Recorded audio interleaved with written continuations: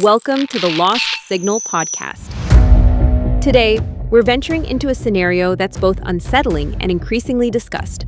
What if the United States and China went to war? Who would come out on top?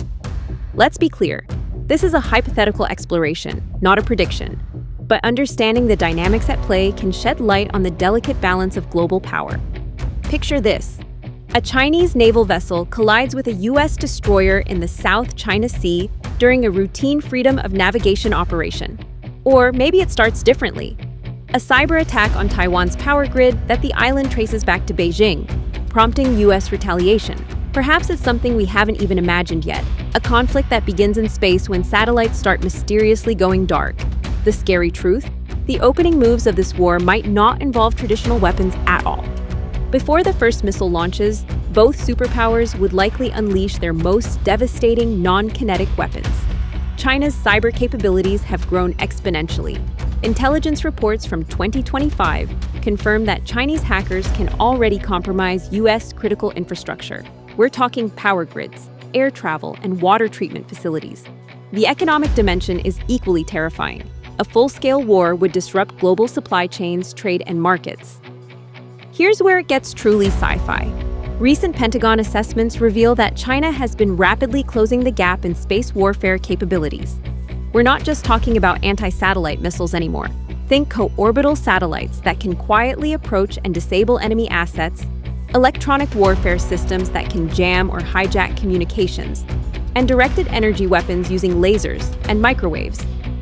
China has even demonstrated what officials describe as dog-fighting maneuvers in low Earth orbit, satellites performing aggressive proximity operations that could be precursors to actual space combat.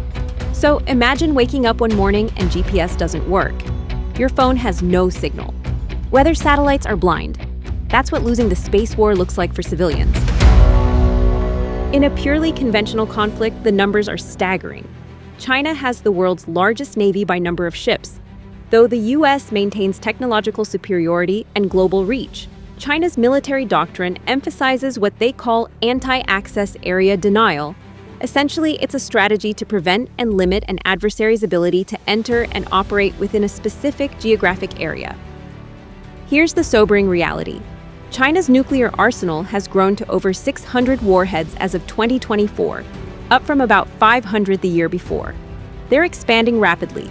The U.S. has roughly 5,400 warheads, but in nuclear warfare, more doesn't necessarily mean winner.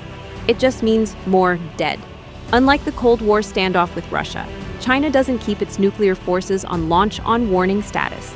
This could be stabilizing or terrifying, depending on how you look at it. It might prevent accidental escalation, or it might encourage a first-strike mentality if things go hot. So, who would win? The sobering answer is that in a war between two nuclear-armed superpowers, there are no true winners. The devastation, military, economic, and human, would be profound. Perhaps the more pertinent question is, how can such a conflict be prevented? Diplomacy, mutual understanding, and international cooperation remain our best tools to avoid a scenario where everyone loses. Thanks again for watching The Lost Signal.